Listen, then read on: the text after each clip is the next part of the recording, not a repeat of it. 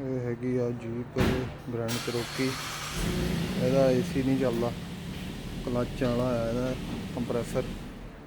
ਤੇ 2000 ਪਤਾ ਨਹੀਂ 17 ਦੀ ਆ, ਪਤਾ ਨਹੀਂ 16 ਦੀ ਆ ਇਹ। ਤੇ ਇਹਦੇ ਬੋਰਡ ਦੇ ਵਿੱਚੋਂ ਹੁਣ ਚੱਕ ਚੁੱਕ ਕੇ ਸਾਰਾ ਕੀਤਾ ਕੰਪਿਊਟਰ ਨਾਲ ਵੀ ਇਹਦਾ। ਤੇ ਬਾਕੀ ਸਾਰਾ ਸਿਗਨਲ ਦੇ ਰਿਹਾ, ਮਗਰ ਰਿਲੇ ਔਨ ਨਹੀਂ ਕਰਦੀ। ਇਹਦੀ ਰਿਲੇ ਆ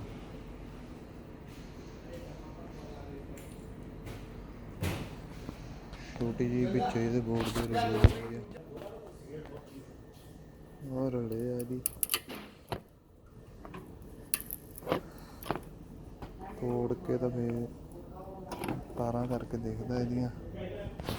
ਆਹ ਹੁਣ ਮੈਂ ਕੜਿਆ ਤੋੜੀ ਆ ਰਿਲੇ ਇੱਥੋਂ, ਆਹ ਲੱਗੀ ਸੀਗੀ। ਤੇ ਆਹ ਪੁਆਇੰਟ ਦਾ ਆਹ ਦੇਖੋ ਕਿੱਦਾਂ ਦਾ ਹੋਇਆ, ਸੜਿਆ ਹੋਇਆ। ਆਹ ਪੰਗਾ ਸੀਗਾ ਇਹਦਾ। ਤੇ ਹੁਣ ਮੈਂ ਇਹਨੂੰ ਬਾਈਪਾਸ ਕਰਨਾ ਬੋਰਡ 'ਚੋਂ ਤੇ ਕਰ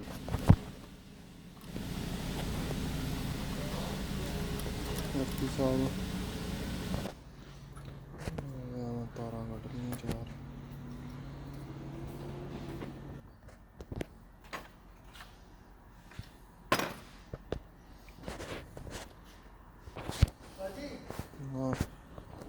ਹਾਂ ਇੱਥੇ ਮੋਰੀ ਕਰ ਦੇਣੀ ਆ।